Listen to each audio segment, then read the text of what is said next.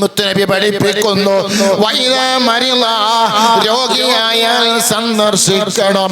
അവിടെ ഗ്രൂപ്പ് നോക്കണ്ട, രോഗിയായാൽ സന്ദർശിക്കണം. അല്ലാ ഗ്രൂപ്പ് നോക്കണ്ട, മുതലാളി എന്ന് നോക്കണ്ട, തൊഴിലാളി എന്ന് നോക്കണ്ട.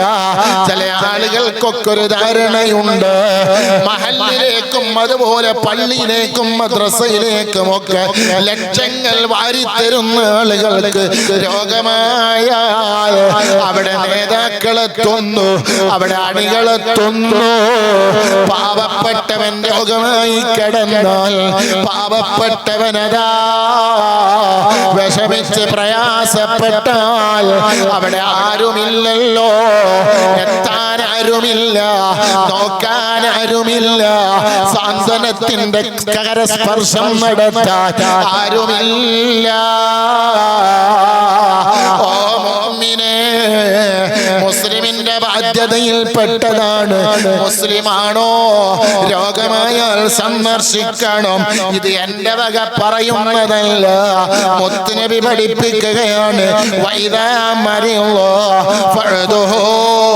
രോഗിയെ സന്ദർശിക്കണേ, നല്ല വാക്ക് പറയണേ. എന്നിട്ട് നബി തങ്ങൾ പറയുന്നു, മരിച്ചാൽ ജനാസയെ അനുഗമിക്കണം. മയ്യത്ത് കണ്ട് പോരലല്ല. ചില ആളുകൾക്കൊരു ധാരണയുണ്ട്, മയ്യത്ത് കാണലാണ് പ്രധാനമെന്ന്.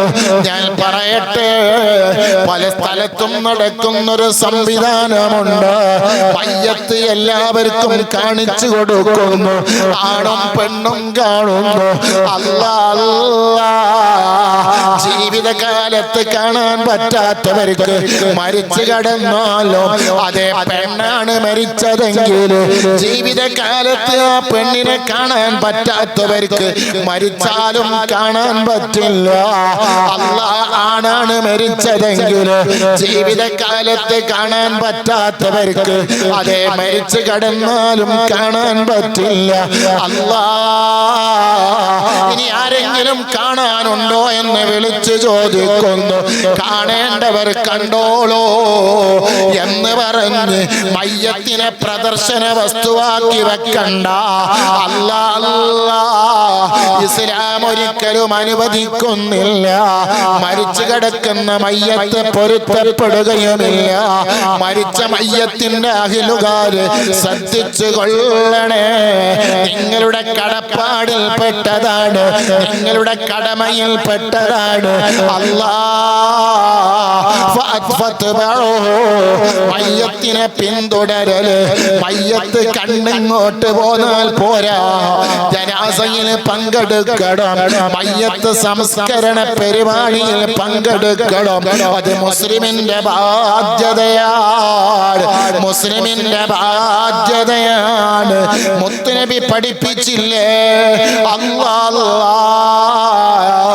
മുസ്ലിമിന്റെ ബാധ്യതയിൽ കടപ്പാടിൽ പഠിപ്പിച്ചിരിക്കുന്നു. എന്താ പറഞ്ഞത്? അതേ, ഇത്തഖിൽ മഹാരിമി, ഹറാമായ കാര്യത്തിൽ നിന്ന് നീ ഹറാമായ കാര്യത്തെ തൊട്ട് നീ സൂക്ഷിച്ചു കൊള്ളണേ. മുത്തുനബി പഠിപ്പിക്കുകയാണ്. അല്ലാ എന്നാൽ നബി തങ്ങൾ പഠിപ്പിക്കുന്നു, വർള ബിമാ ഖസമല്ലാഹു ലക തകുൻ അഗ്നന്നാസ്. ഓ മുഅ്മിനേ, അല്ലാഹ് തന്നത് കൊണ്ട് തൃപ്തിപ്പെടണം.